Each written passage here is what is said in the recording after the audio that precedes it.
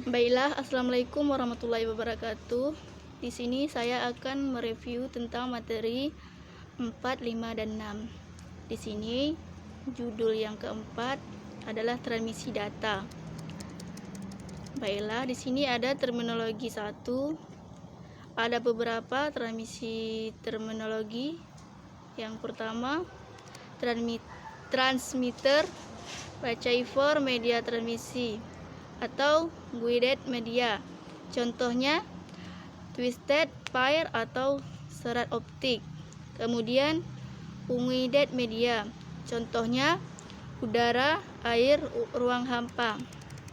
Kemudian terminologi 2. Ada beberapa. Yang pertama, hubungan langsung atau direct link, atau bisa disebut tanpa alat perantara.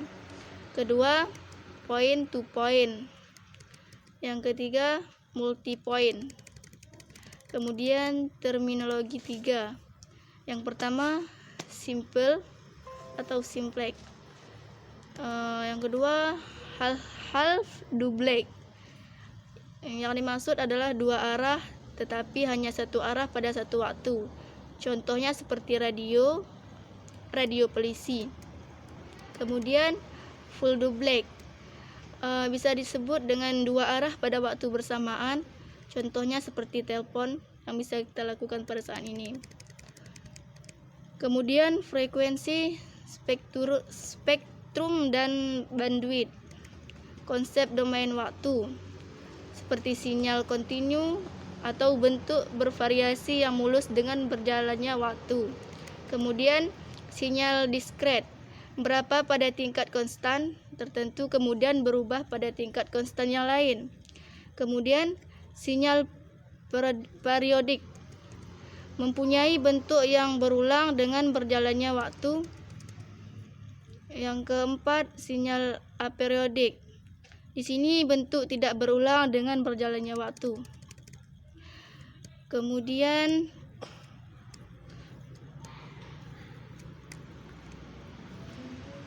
konsep domain frekuensi. Di sini sinyal biasanya dibentuk dari berbagai frekuensi. Kemudian komponennya adalah gelombang sinus. Dapat dijelaskan analisis atau Fourier bahwa setiap sinyal dibuat dari komponen gelombang sinus. Kemudian dapat mencetak plot fungsi dan domain frekuensi. Adapun spektrum dan bandwidth. Spektrum, jangkauan frekuensi yang dikandung di dalam sinyal. Kemudian bandwidth absolut, lebar spektrum. Kemudian bandwidth efektif, sering disebut bandwidth saja, pita sempit dari frekuensi yang mengandung kebanyakan energi. Kemudian komponen DC atau komponen frekuensi 0. Next, kecepatan data dan bandwidth. Setiap sistem transmisi mempunyai pita terbatas dari frekuensi. Hal ini membatasi kecepatan data yang dapat dibawa. Yang terakhir, transmisi data analog dan digital. Data analitas yang pertama, data atau entitas-entitas yang convey meaning. Kemudian sinyal, representasi listrik atau elektromagnetik dari data. Yang ketiga, transmisi atau komunikasi data dengan propagasi pelajaran dan pemrosesan sinyal. Kemudian data analog. Data analog bisa kita lihat di sini nilai-nilai kontinu di dalam beberapa interval. Contohnya seperti suara atau sound dan gambar atau video. Kemudian digital, nilai-nilai diskret. Contohnya seperti teks dan integer. Oke, baiklah, masuk ke materi yang kelima, yaitu sinyal modulasi. Di sini ada beberapa. Yang pertama, data analog, atau sinyal analog, kemudian digital.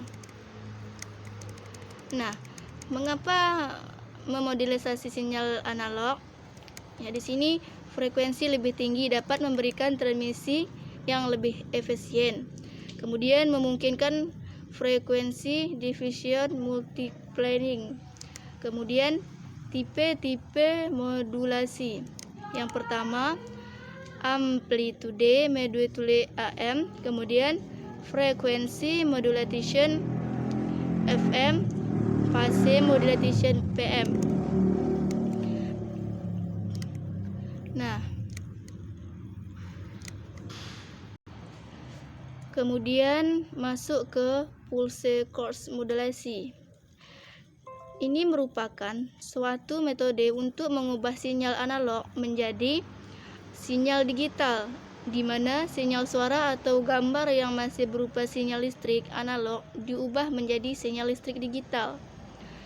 Dasar pembentukan pulse course multi terdiri dari proses, yaitu sampling, kuantitasi atau quantizing.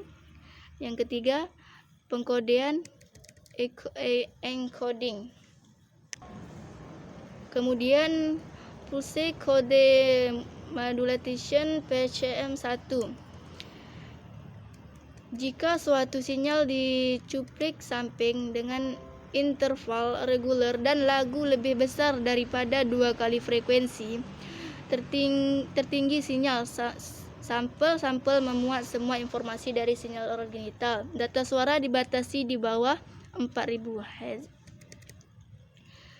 Kemudian masuk ke pulse code modulation PCM2.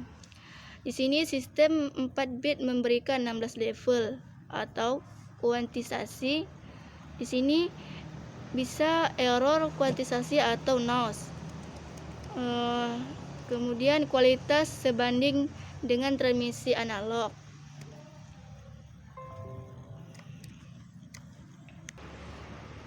Kemudian non-linear encoding.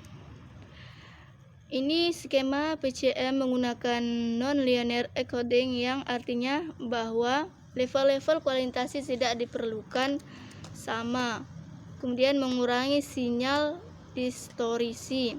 Mengurangi sinyal distorsi dapat dilakukan dengan menggunakan kuantitasi yang seragam dan encoding, yakni proses persingkatan rentang intensitas sebuah sinyal dengan menambah lebih banyak penguat untuk sinyal-sinyal yang lemah dibanding terhadap sinyal yang kuat pada input.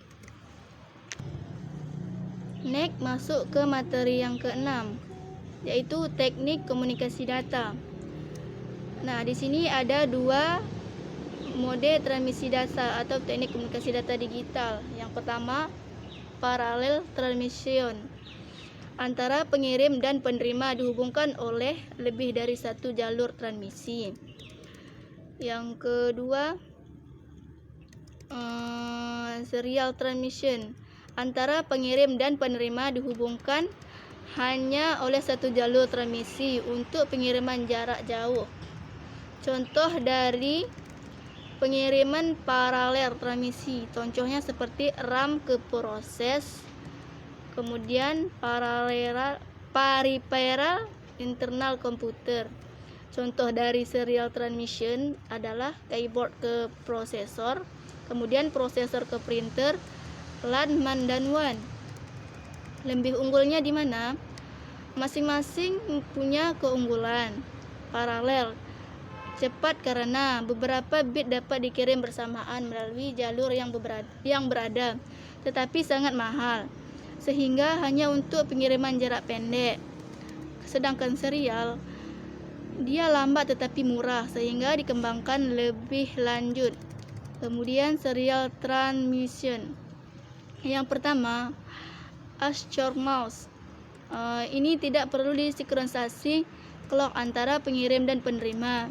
Kemudian strategi dari metode ini yaitu mencegah problem timing dengan tidak mengirim aliran bit panjang yang tidak putus-putus.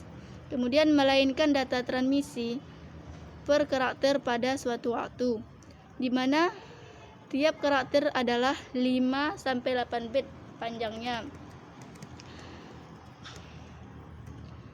Kemudian keuntungan komunikasi asynkronus adalah yang pertama sederhana dan murah, tetapi memerlukan tambahan 2-3 bit per karakter untuk sinkronisasi. Yang kedua, persentase tambahan dapat dikurangi dengan mengirim blok-blok bit yang besar antara start dan stop bit, tetapi akan memperbesar cumulative timing error. Kemudian serial transmission. Di sini ada sistem NOS. Di sini proses pengiriman dan penerima diatur sedemikian rupa sehingga memiliki pengaturan yang sama, sehingga dapat diterima dan dikirim dan baik. Perlunya sinkronisasi clock pengirim dan penerima alatnya, bit sinkronisasi. Di sini keuntungan transmisi sinkronus. Yang pertama, efisien dalam ukuran blok data, sedangkan transmisi asinkronus memerlukan 20% atau lebih tambahan ukuran. Sekian dari materi 4 dan 5, 6. Hanya ini. Sekian dan terima kasih. Wassalamualaikum warahmatullahi wabarakatuh.